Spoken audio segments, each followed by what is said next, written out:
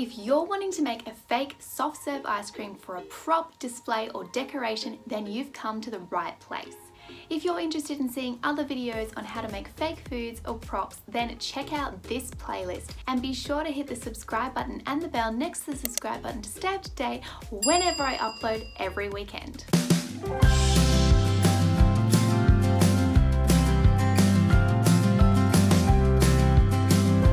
What's up you guys, welcome back to my channel. My name is Jenny and I am That Props Girl. Today is the long awaited video of how to make fake soft serve ice creams, and if you didn't see my video with all of the bloopers from my first attempt at making this, then check it out after this video because it is certainly good for a laugh. Alright, take two with my piping bag. Oh god, I give up. So this is take two, and since then I have been doing a lot of research in how to do piping and all these things, make sure that my piping skills are ready.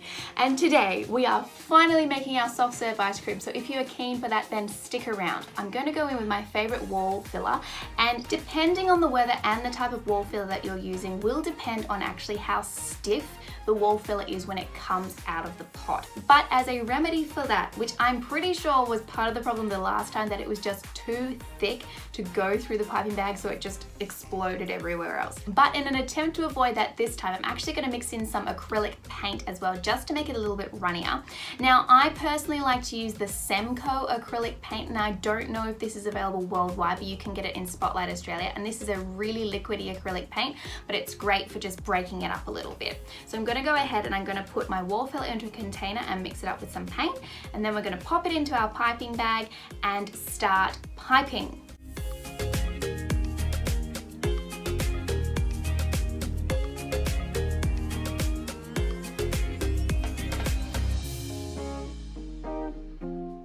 Now we don't want it to be too runny, we just want it to be able to hold its shape.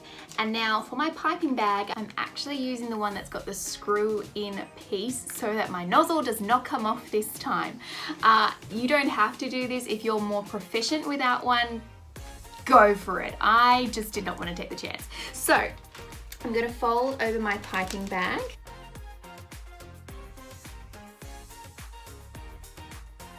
Like so. I'm feeling very professional today.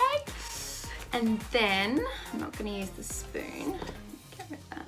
With normal icing, you're supposed to use a spatula or knife. So I'm going to take one of my thin clay tools and get my wall filler on that, pop it down into the bag, and then just pull it out like that. They say not to overfill the piping bag as well. Again, I'm guilty, but you see, research really helps. I was one of those people that was like, oh yeah, I could totally do that. It doesn't look that hard.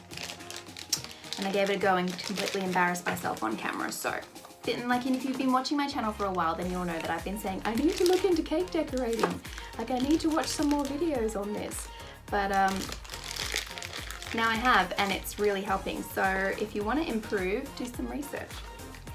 Alright, so now we've got that ready to go. I'm going to go in and use some ice cream cones that I prepared earlier. And if you want to know how I made these, I made them out of air drying clay, and I do a full tutorial on how to make them in my video on how to make fake ice cream cones.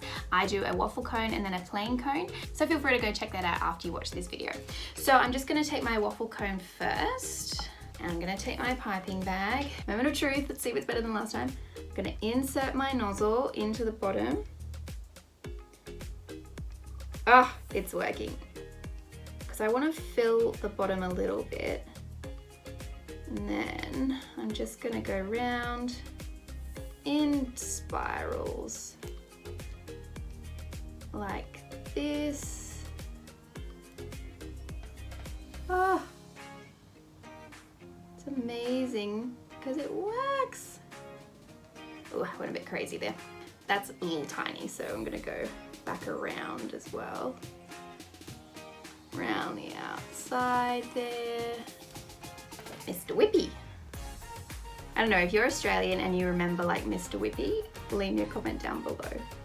Alright, so I'm going to pop that in a mug to dry, and I'm going to go in with my second one. It's also a really nice effect if you go over the cone as well, and they don't have to be perfect. If you are enjoying this video, be sure to give it a big thumbs up and hit that subscribe button and bell so that you can be notified whenever I upload a video every weekend.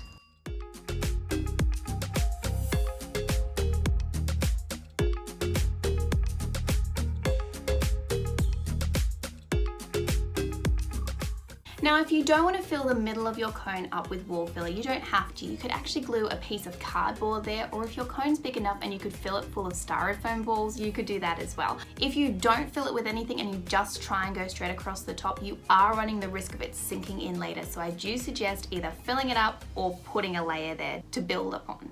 Now, if you saw my video on making a fake coconut cake, then you would know how I made my detonated coconut. And I'm going to use the same method today in making some fake sprinkles. There are definitely many other methods that you can do, but I have got some spare loom bands here from back in the day that I'm trying to use up. So we're going to cut them up today.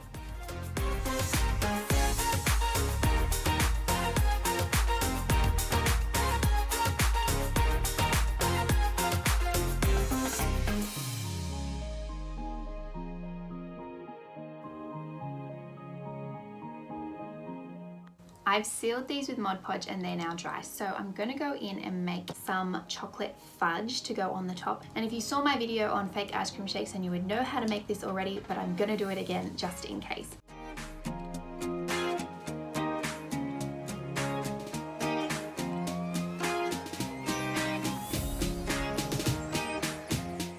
So we pop our paint in, and then I'm going to take my gloss Mod Podge and just put a bit of that into the paint.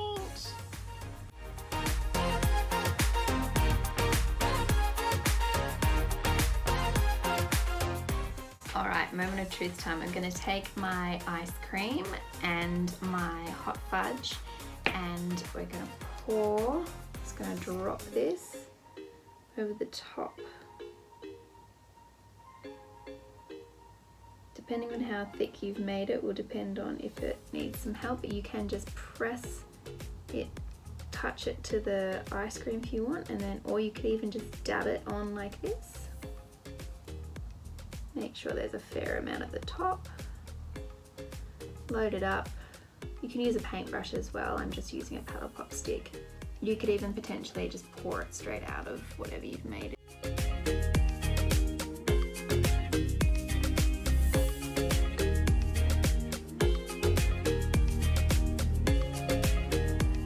So I've just gone in and done a little bit around the sides there to make it look like it's dripping. And now I will take my sprinkles and literally just drop them across the top there. Not too many, but enough. Of course, you don't have to do sprinkles if you don't want to. I just thought they'd be a nice little touch there. All right, I'll pop that aside to dry, but that's done. I hope you guys enjoyed this video now that I've finally got to shoot it for you guys. Be sure to give it a big thumbs up and leave me a comment down below. Also, while you're there, hit the subscribe button and the bell next to the subscribe button so you can stay up to date whenever I upload. That's all from me. I'll see you guys next time. Bye.